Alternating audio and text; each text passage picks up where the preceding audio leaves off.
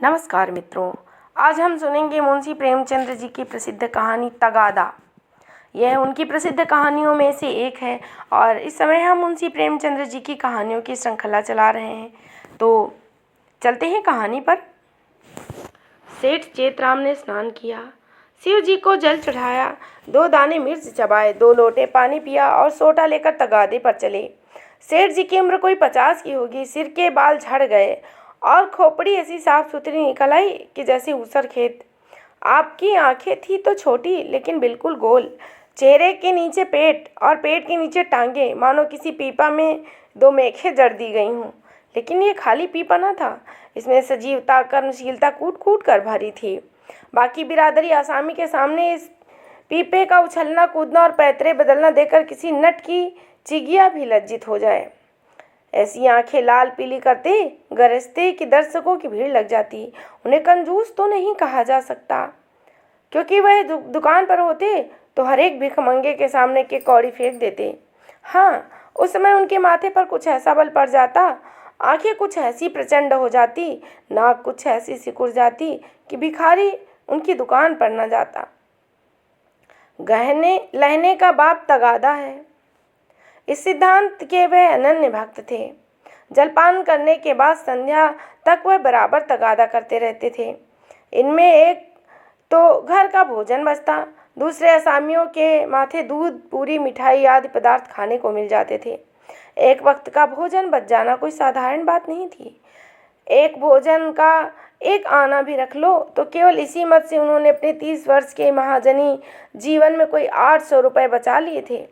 फिर लौटते समय दूसरी बेला के लिए भी दूध, दही, तेल, तरकारी, उपले, ईंधन मिल जाता। बहुधा संध्या का भोजन भी न करना पड़ता, इसीलिए तगादे से न चूकते। आसमान फटता हो, आग बरस रही हो, आंधी हो, पर सेठ जी प्रकृति के अटल नियम की भांति तगादे पर जरूर निकलते थे। सेठानी ने पूछा, भोजन? सेठ जी ने गरज कर कहा, नहीं, सांझ का आने पर देखी जाएगी। सेठ जी ने एक किसान पर 5 रुपए का कर्जा दिया था। 6 महीने से दुष्ट ने सूद ब्याज कुछ न दिया और न कभी कोई सौगात लेकर हाजिर हुआ। उसका घर 3 कोस से कम न था, इसीलिए सेठ जी टालते आ रहे थे। आज उन्होंने उसी गांव चलने का निश्चय कर लिया। आज बिना दुष्ट से रुपए लिए नहीं मानूंगा, चाहे कितना रोए धोए घिघियाए, मगर इतनी लंबी यात्रा पैदल करना निरास्पद था। लोग कहेंगे नाम बड़े और दर्शन थोड़े। कहलाते सेठ हैं, चलते पैदल हैं, इसीलिए मंथर गति से इधर उधर ताकते रहे। राहगीरों से बात करते करते चले जाते थे कि लोग समझे वायु सेवन करने जा रहे हैं। सहसा एक खाली इक्का उनकी तरफ जाता हुआ मिल गया। इक्केवार ने पूछा, कहाँ लाला, कहाँ जाना है? सेठ जी ने कहा, जाना तो कहीं नहीं है, 2 परग तो और है, लेकिन लाओ बैठ जाएं। इक्के वाले ने चुपती हुई आंखों से सेठ को देखा। सेठ जी ने भी अपनी लाल लाल आंखों से उसे घूरा। दोनों समझ गए, आज लोहे के चने चबाने पड़ेंगे। इक्का चला। सेठ जी ने पहला वार किया, कहाँ घर है मियाँ साहब? घर कहाँ है हुजूर, जहाँ पड़ा रहूं वहीं घर है, इक्के वाले ने जवाब दिया। जब घर था तब था, अब तो बेघर बेदर्द हूँ, और सबसे बड़ी बात यह कि बेपर हूँ। तकदीर ने पर काट लिया, लंडूरा बनाकर छोड़ दिया। मेरे दादा नवाबी में चकलेदार थे हुजूर, 7 जिलों के मालिक, जिसे चाहे तोप दम कर दे, फांसी लटका दे। निकलने के पहले लाखों की थैलियां नजर चढ़ जाती थी हुजूर। नवाब साहब भाई की तरह मानते थे। एक दिन वह थे और एक दिन यह है कि हम आप लोगों की गुलामी कर रहे हैं। दिनों दिनों का फेर है। सेठ जी को हाथ मिलाते ही मालूम हो गया कि पक्का फिकैत है, अखाड़ेबाज, इससे पेश पाना मुश्किल है। पर अब तो कुश्ती बच गई है, अखाड़े में तो उतर पड़े हैं। बोले, हाँ तो ये कहो कि बादशाही घराने के हो। ये सूरत ही गवाही दे रही है। दिनों का फेर है भाई, सब दिन बराबर नहीं जाते। हमारे यहाँ लक्ष्मी को चंचला कहते हैं, बराबर चलती रहती है। आज मेरे घर, कल तुम्हारे घर। तुम्हारे दादा ने रुपए तो खूब छोड़े होंगे। इक्के वाला, अरे सेठ, उस दौलत का कोई हिसाब न था। ना जाने कितने तहखाने भरे हुए थे, बोरों में सोने चांदी डाल रखे थे, जवाहरात टोकरियों में भरे थे। एक एक पत्थर 50-50 लाख का, चमक दमक ऐसी कि चिराग को मात दे। मगर तकदीर भी तो कोई चीज़ है। इधर दादा का 40वां हुआ, उधर नवाबी बुर्द हो गई। सारा खजाना लुट गया। छकड़ों पर लाद लाद कर लोग जवाहरात ले गए। फिर भी घर में इतना बचा रहा कि अब्बा जान ने जिंदगी भर ऐश किया। ऐश क्या कोई भकवा करेगा। 16 कहारों के सुखपाल पर निकलते थे, आगे पीछे चौबदार दौड़ते थे। फिर भी मेरे गुजर भर को उन्होंने बहुत छोड़ा। अगर हिसाब किताब से रहता तो भला आदमी होता, लेकिन रईस का बेटा रईस ही होगा। एक बोतल चढ़ाकर बिस्तर से उठता था, रात भर मुजरे होते रहते थे। क्या जानता था कि एक दिन ये ठोकरें खानी पड़ेंगी। सेठ, अल्लाह मियाँ का शुक्र करो भाई कि ईमानदारी से अपने बाल बच्चों की परवरिश तो करते हो, नहीं तो हमारे तुम्हारे कितने ही भाई दिन रात कुकर्म करते रहते हैं। ईमान की सलामती चाहिए, नहीं तो सभी के दिन कट जाते हैं। दूध रोटी खाकर कटे तो क्या, सूखे चने चबाकर कटे तो क्या, बड़ी बात तो ईमान है। मुझे तो तुम्हारी सूरत देख के ही मालूम हो गया था कि नीयत के साफ बच्चे हो। बेईमानों की सूरत से ही फटकार बरसती है। इक्के वाला, सेठ जी आपने ठीक कहा, ईमान सलामत रहे तो सब कुछ है। आप लोगों से 4 पैसे मिल जाते हैं, वही बाल बच्चों को खिला पिला कर पढ़ा रहता हूँ। हुजूर और इक्के वालों को देखिए, कोई किसी मर्ज में मुल्तिबा है, कोई किसी मर्ज में। मैंने बोला ऐसा काम ही क्यों करें कि मुसीबत में फंसे। बड़ा कुनबा है हुजूर, माँ है, बच्चे हैं, कई बेवाएं हैं और कमाई यही इक्का है। फिर भी अल्लाह मियाँ किसी तरह निभाए जा रहे हैं। सेठ, वह बड़ा कारसाज है खान साहब, तुम्हारी कमाई में हमेशा बरकत होगी। इक्के वाला, आप लोगों की मेहरबानी चाहिए। सेठ, भगवान की मेहरबानी चाहिए। तुमसे खूब भेंट हो गई। मैं इक्के वालों से बहुत घबराता हूँ, लेकिन अब मालूम हुआ कि अच्छे बुरे सभी जगह होते हैं। तुम्हारे जैसा सच्चा दीनदार आदमी मैंने नहीं देखा। कैसी साफ तबीयत पाई है तुमने, वाह। सेठ जी की लच्छेदार बातें सुनकर इक्के वाला समझ गए, ये महाशय परले सिरे के बैठकबाज हैं। यह सिर्फ मेरी तारीफ करके मुझे चकमा देना चाहते हैं और अब किसी पहलू से अपना मतलब निकालना चाहिए। इनकी दया से तो कुछ ले मरना मुश्किल है, शायद इनसे भय से कुछ ले मरूं। बोला, लाला यह न समझिए कि मैं जितना सीधा और नेक नज़र आता हूँ उतना सीधा और नेक हूँ भी। नेकों के साथ नेक हूँ, बुरों के साथ पक्का बदमाश हूँ। यूँ कहिए आपकी जूतियाँ सीधी कर दूँ, लेकिन किराए के मामले में अगर किसी के साथ रियायत मैंने नहीं करी, रियायत करूँ तो खाऊँ क्या। सेठ जी ने समझा था इक्के वाले को हत्थे पर चढ़ा लिया, अब यात्रा निर्विघ्न और निःशुल्क समाप्त हो जाएगी। लेकिन यह लाभ सुना तो कान खड़े हो गए। बोले, भाई रुपए पैसे के मामले में मैं भी किसी से रियायत नहीं करता, लेकिन कभी कभी यार दोस्तों का मामला आ पड़ता है तो झक मार कर दबना पड़ता है। तुम्हें भी कभी कभी बल खाना पड़ता होगा। दोस्तों से मुरव्वत तो नहीं की जाती, बेमुरव्वती नहीं होती। इक्के वाले ने रूखेपन से कहा, मैं किसी के साथ मुरव्वत नहीं करता। मुरव्वत का सबक तो उस्ताद ने पढ़ाया ही नहीं। एक ही चंचूल है, मजाल की क्या कोई एक पैसा दबा ले। घरवाली तक को तो मैं एक पैसा देता नहीं, दूसरों की और क्या बात है। और इक्के वाले अपने महाजन की खुशामद करते होंगे, उसके दरवाजे पर खड़े रहते हैं। यहाँ महाजनों को भी मैं धता बताता हूँ, सब मेरे नाम को रोते हैं। रुपए लिए और सांप डकार गया। देखो अब कैसे वसूल करते हो बच्चा, नालिश करो, घर में क्या धरा है जो ले लोगे। सेठ जी को मानो जूड़ी चढ़ाई, समझ गए यह शैतान बिना पैसा लिए न मानेगा। जानते हैं कि विपत्ति गले पड़ गई तो भूल कर भी इक्के पर पाँव न रखते। इतनी दूर पैदल चलकर कौन से पैर टूट जाते। अगर इस तरह रोज पैसे देने पड़े तो फिर लेन देन कर चुका। सेठ जी भक्त जीव थे, शिव जी को जल चढ़ाने में जब से होश संभाला एक भी नागा नहीं किया। क्या भक्त वत्सल शंकर भगवान इस अवसर पर मेरी सहायता न करेंगे।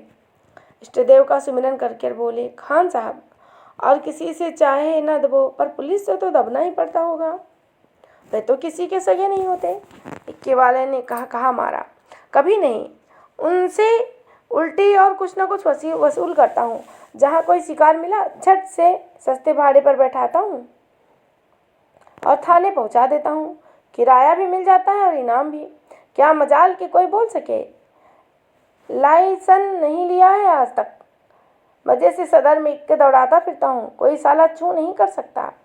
मेले ठेलों में अपनी खूब बनती है। अच्छे अच्छे मालदार चुनकर कोतवाली पहुंचाता हूँ। वहाँ कौन किसी की दाल गलनी है। जिसे चाहे रोक लो, 1 दिन 2 दिन 3 दिन, 20 बहाने हैं। कह दिया सकता, यह औरत को भगा लिए जाता था। फिर कौन बोल सकता है। साहब भी छोड़ना चाहें तो छोड़ दें, पर मुझे सीधा ना समझिएगा। एक ही हरामी हूँ।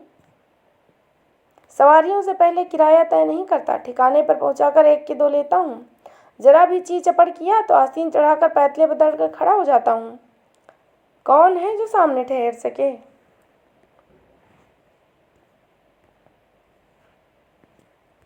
इक्के वाले की बातें सुनकर सेठ जी के हाथ पैर फूल गए।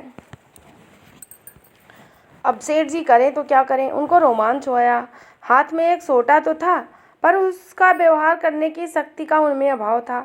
आज बुरे फंसे। न जाने किस मनहूस का मुंह देखकर घर से चले थे। कहीं ये दुष्ट उलझ पड़े तो 10-5 दिन हल्दी सोंठ पीना पड़े। अब से कुशल है कि यहीं उतर जाऊं। जो बच जाए वही सही। भीगी बिल्ली बनकर बोले, अच्छा अब रोक लो खान साहब, मेरा गांव आ गया। बोलो तुम्हें क्या दे दूं। इक्के वाले ने घोड़ी को एक चाबुक और लगाया और निर्दयता से बोला, मजूरी सोच लो भाई। तुमको ना बैठाया होता तो 3-4 सवारियां बिठा लेता। तीनों 4 आने भी देते तो 12 आने ही होते। तुम 8 आना ही दे दो। सेठ जी की बधिया बैठ गई। इतनी बड़ी रकम उन्होंने उम्र भर में इस मद में नहीं खर्चा की थी। इतनी सी दूरी के लिए इतना किराया वह किस तरह नहीं दे सकते थे। मनुष्य के जीवन में एक ऐसा अवसर भी आता है जब परिणाम की उसे चिंता नहीं रहती। सेठ जी के जीवन में यह ऐसा ही अवसर था। अगर आने दो आने की बात होती तो खून का घूंट पीकर दे देते, लेकिन 8 आने देने के लिए जिसका द्विगुण एक कलाकार होता है। अगर तू मैं ही नहीं आता पाई कि बिना बताए तो वह करने को तैयार थे। यह निश्चय करके वह दृढ़ता के साथ बैठे रहे। सहसा सड़क किनारे एक झोपड़ा नजर आया। इक्का रुक गया। सेठ जी उतर पड़े और कमर से एक दुअनी निकालकर इक्केवान की ओर बढ़ाई। इक्केवान ने सेठ जी के तेवर देखे तो समझ गया ताव बिगड़ गया। चाशनी कड़ी होकर कठोर हो गई। अब यह दांतों से लड़ेगी। इसे चुबल कर ही मिठास का आनंद लिया जा सकता है। नम्रता से बोला, मेरी ओर से इसकी रेवड़ियाँ लेकर बाल बच्चों को खिला दीजिएगा। अल्लाह आपको सलामत रखे। सेठ जी ने एक आना और निकाला और बोले, बस अब जबान नहीं लाना, 1 कौड़ी भी बेसी न दूंगा। इक्के वाला, नहीं मालिक, आप ही ऐसा कहेंगे तो हम गरीबों के बाल बच्चे कहाँ पलेंगे। हम लोग भी आदमी पहचानते हैं हुजूर। इतने में झोपड़ी से एक स्त्री गुलाबी साड़ी पहने 5 चबाती हुई निकल आई और बोली, आज बड़ी देर लगाई। यकायक सेठ जी को देखकर, अच्छा आज लाला जी तुम्हारे इक्के पर थे। फिर आज तुम्हारा मिजाज काहे को मिलेगा। एक चेहरे शाही तो मिली ही होगी, इधर बढ़ा दो सीधे। ये कहकर वह सेठ जी के समीप आकर बोली, आराम से चरपहिया पर बैठो लाला। बड़े भाग थे क्या सवेरे सवेरे आपके दर्शन हुए। उसके वस्त्र मंद मंद महक रहे थे। सेठ जी का दिमाग ताज़ा हो गया। उसकी ओर कनखियों से देखा और चंचल बाकी कटीली तेज तर्रार थी। सेठानी जी की मूर्ति आंखों के सामने आ गई। भद्दी, थल थल पिल, पैरों में बेवाइयाँ फटी हुई, कपड़ों से दुर्गंध उठती। सेठ जी नाम मात्र को ही रसिक न थे, पर इस समय आंखों से हार गए। आंखों को उधर से हटाने की चेष्टा करके चारपाई पर बैठ गए। अभी कोस भर भी की मंजिल बाकी है, इसका ख्याल न रहा। एक स्त्री एक छोटी सी पंखिया उठा लाई और सेठ जी को झलने लगी। हाथ की प्रत्येक गति के साथ सुगंधा का एक झोंका आकर सेठ जी को उन्मत्त कर देता। सेठ जी के जीवन में ऐसा उल्लास कभी अनुभव न हुआ। उन्हें प्रायः सभी घृणा की दृष्टि से देखते थे। चोला मस्त हो गया। उनके हाथ से पंखियाँ छीन लेनी चाहिए उन्होंने। तुम्हें कष्ट होगा, लाओ मैं झल लूँ। अरे कैसी बात है लाला जी, आप हमारे दरवाजे आए हैं, क्या इतनी खातिर भी न करने दीजिएगा। और हम किस लायक हैं, इधर कहीं दूर जाना है। अब तो बहुत देर हो गई, कहाँ जाइएगा।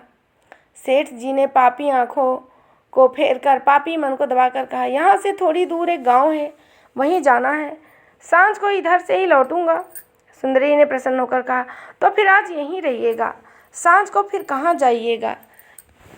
एक दिन घर के बाहर की भी हवा खाइए, फिर ना जाने कब मुलाकात होगी। इक्के वाले ने आकर सेठ जी के कान में कहा, पैसे निकालिए तो दो दाने चारे का इंतजाम कर दूँ। सेठ जी ने चुपके से अठन्नी निकाल कर दे दी। इक्के वाले ने फिर पूछा, आपके लिए कुछ मिठाई लेता हूँ? यहाँ आपके लायक मिठाई तो क्या मिलेगी, हाँ मुँह मीठा हो जाएगा। सेठ जी बोले, मेरे लिए कोई ज़रूरत नहीं, हाँ बच्चों के लिए यह 4 आने की मिठाई लिवाते आना। चवन्नी निकालकर सेठ जी ने उसके सामने ऐसे गर्व से फेंकी मानो इसकी उन्हें कोई हकीकत नहीं है। सुंदरी के मुंह का भाव तो देखना चाहते थे, डरते थे कि कहीं वह यह न समझ ले कि लाला चवन्नी क्या दे रहे हैं, मानो किसी को मोल ले रहे हैं। इक्के वाला चवन्नी उठाकर जा ही रहा था कि सुंदरी ने कहा, सेठ जी की चवन्नी लौटा दो। लपक कर उठा ली, शर्म नहीं आती? यह रुपया मुझसे ले लो, 8 आने की ताज़ी मिठाई बनवा कर लाओ। उसने रुपया निकाल कर फेंका। सेठ जी मारे लाज के गड़ गए। इक्केवान की भटियारिन जिसकी टके की भी औकात नहीं, इतनी खातिरदारी करे, उनके लिए पूरा रुपया निकाल कर दे दे, यह वह भला कैसे सह सकते थे। बोले, नहीं नहीं, ये नहीं हो सकता, तुम अपना रुपया रख लो। रसिक आंखों को तृप्त करके, मैं रुपया दिया देता हूँ, यह लो 8 आने की ले आना। इक्केवान तो उधर मिठाई और दाने चारे की फिक्र में चला गया। इधर सुंदरी ने सेठ से कहा, वह तो अभी देर में आएगा लाला, तब तक पान तो खाओ। सेठ जी ने इधर उधर ताकर कहा, यहाँ तो कोई तमोली नहीं है। सुंदरी उनकी ओर कटाक्षपूर्ण नेत्रों से देखकर बोली, क्या मेरे लगाए पान तमोली के पानों से खराब होंगे? सेठ जी ने लज्जित होकर कहा, नहीं नहीं, ये बात नहीं है, तुम मुसलमान हो ना। सुंदरी ने विनोद में आग्रह से कहा, खुदा की कसम, इसी बात पर मैं तुम्हें पान खिला कर छोड़ूंगी। यह कहकर उसने पानदान से एक बीड़ा निकाला और सेठ जी की तरफ चली। सेठ जी ने 1 मिनट तक तो हाँ हाँ किया, मगर फिर दोनों हाथ बढ़ाकर उसने हटाने की चेष्टा की। फिर जोर से दोनों होंठ बंद कर लिए, पर सुंदरी किसी तरह मानी नहीं। सेठ जी अपना धर्म लेकर बेतहाशा भागे। सोटा वहीं चारपाई पर रह गया। 20 कदम पर जाके आप रुक गए और हाँफ कर बोले, देखो इस तरह किसी का धर्म नहीं लिया जाता। हम लोग तुम्हारा छुआ पानी पी लें तो धर्म भ्रष्ट हो जाए। सुंदरी ने फिर दौड़ाया। सेठ जी फिर भागे। इधर 50 वर्ष से उन्हें इस तरह भागने का अवसर न पड़ा। धोती खिसक गिरने लगी, मगर इतना अवकाश न था कि धोती बांध लें। बेचारे को धर्म कंधों पर रखकर दौड़ना पड़ा। ना मालूम कब कमर से रुपए का बटुआ खिसक कर गिर गया। जब एक 50 कदम पर फिर रुके और धोती ऊपर उठाई तो बटुआ नदारद। पीछे फिरकर देखा, सुंदरी हाथ में बटुआ लिए उन्हें दिखा रही थी और इशारे से बुला रही थी, मगर सेठ जी को धर्म रुपए से कहीं ज़्यादा प्यारा था। 2-4 कदम चलकर फिर रुके। यकायक धर्म बुद्धि ने डांट बताई, थोड़े रुपए के लिए धर्म छोड़े देते हो? रुपए बहुत मिलेंगे, धर्म कहाँ मिलेगा? यह सोचते हुए वो अपनी राह चले, जैसे कोई कुत्ता झगड़ालू कुत्तों के बीच से आहत दुम दबाए भागा जाता हो और बार बार पीछे फिरकर देख लेता हो कि कहीं वो दुष्ट आ तो नहीं रहे हैं। तो इस तरह आप लोगों ने सुनी मुंशी प्रेमचंद्र जी की प्रसिद्ध कहानी तगादा। तगादा मुंशी प्रेमचंद्र जी की प्रसिद्ध कहानियों के संकलन में से एक है और इस समय हम मुंशी प्रेमचंद्र जी की महत्वपूर्ण कहानियों की श्रृंखला लेकर उपस्थित हुए हैं। तो पुनः आपके समक्ष उपस्थित होंगे किसी नए तथ्य के साथ। तब तक के लिए धन्यवाद। और यदि आपका कोई सुझाव है तो आप उसे हमें कमेंट के माध्यम से अवश्य बताएं। पुनः आपके समक्ष फिर भेंट करेंगे। तब तक के लिए धन्यवाद। जय हिंद, जय हिंदी।